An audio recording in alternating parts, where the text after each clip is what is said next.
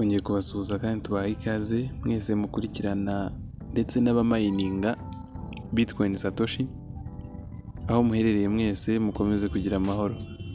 Aka kanya rero tuje kurebera hamwe amakuru mashyashya amaze iminsi asohotse avuga ko kugeza ubu Bitcoin Satoshi imaze kuzuza miliyoni 43 zimayininga iyi Bitcoin Satoshi. Gusa icyo si cyo cyane tugiye kugarukaho, ubwo reka tuze tureba ku bijyanye no ku updatinga iyi application ya Bitcoin Satoshi. Iyi ni promotion yatanzwe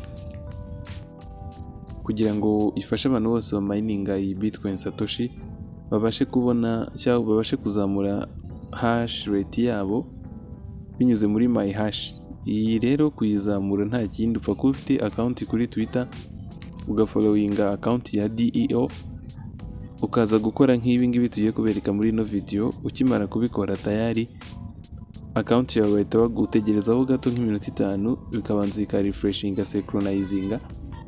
Nyuma y'iyo minota 5 byibura uhita uzuga claiminga izo hash zawe, bagahita bazongera kuri my hash, bityo bigazamura mining rate yawe.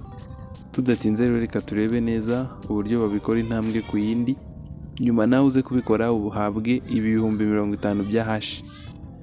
Reka turebe neza uko bikorwa. Ya mbere na mbere ushobora kunyura kuri no link twatanze, irahita ikugeza kuri no page. Urabona ko rwose Bitcoin Satoshi imaze kuzuza miliyoni 43 nk'uko bigaragaza.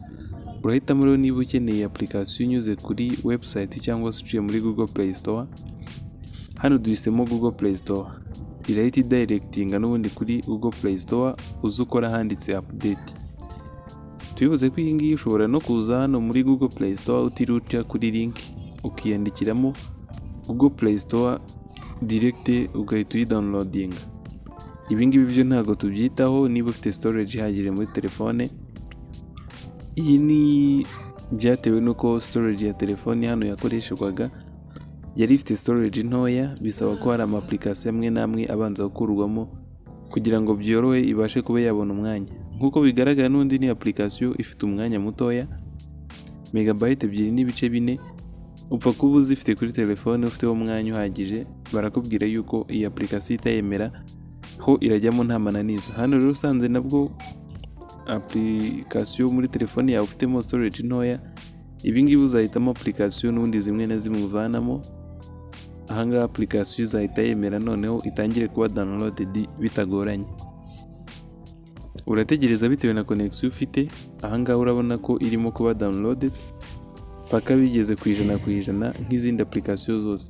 Urimo ura downloading update zabaye zongewemo muri no application kugira ngo ubashe no kubona izo hash. Ntago bishobora guhuzwa, ntago iyi account yawe ishobora guhuzwa niyo Twitter kugira ngo ubone uko followinga utara updatinga. Birasaba kubanza ku updatinga kugira ngo ubone ino option yo kubona zino hash. Turategereza aho gatoya imare kuba installed neza, ubundi ukore open. Ahangaha izafunguka nk'ibisanzwe, n'ubundi nta mpinduka nyinshi ziba zigaragara nkuko tubibona, n'ubundi ni nk'ibisanzwe. Uze hano handitse mi, n'ubundi naho urabona ko bijya kumera nk'ibisanzwe, uretse ama option make yaba yagiye ahindukamo.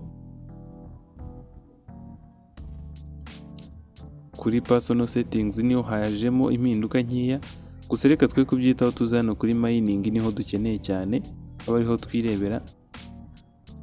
Urabona ko hiyongeyemo kano ka option ndetse n'aka kandi kari gasanzwemo ko guhabwa hash 10,000 mu gihe urimo uraparticipa muri mining rate muri testnet. Ubwo ni ukohererezanya amatest Bitcoin Satoshi. Reka twirebere conditions z'iyi ngiyi noneho. Ya mbere, condition ya mbere ni ukwadingaho account yawe ya Twitter. Turaje tubereka uko bikorwa.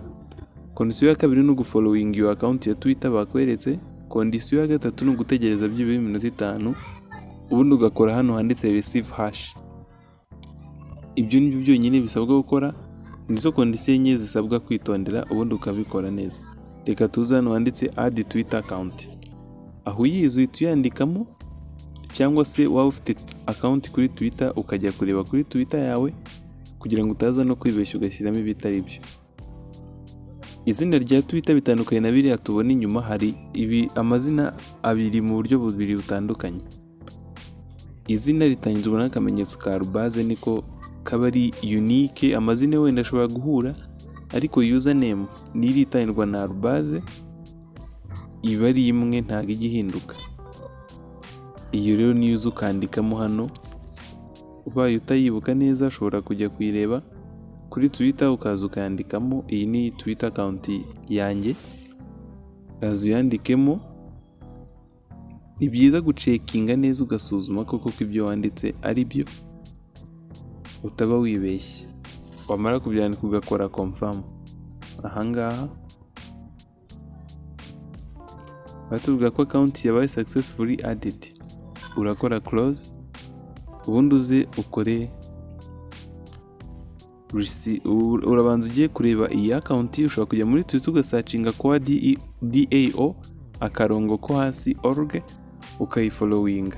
Nyuma yo kuyifollowinga urategereza nk'iminota 5 uze ukore hano handitse receive hash, kugira ngo tugiye kubereka yuko byamaze gutungana hano.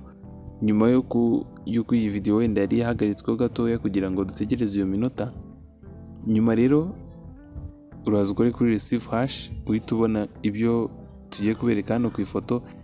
Murabona ko noneho hano hash 50,000 zamaze kuba received. Mbere hejuru kuri my hash hari 300,000 n'ibindi, zibirahita bizamuka rwose byihuse. Hano urakora close, nta kindi kireba gisigaye. Turabashimira rero mwese twabanye kugera ku musozo w'iyi video. Dukomeze turyoherwe no kumininga Bitcoin Satoshi kuko tuyitezeho amahirwe menshi ndetse n'ibyiza byinshi mu gihe kiri imbere, cyane ko gishobora no kuba ari igihe kitarambiranye kitarenze uku kwezi. Dukomeje kwifuriza amahirwe rero. Amakuru yo nakagaruka. Muri kumwe na Robert muri Staro Technology. Mukomeze kugira amahoro.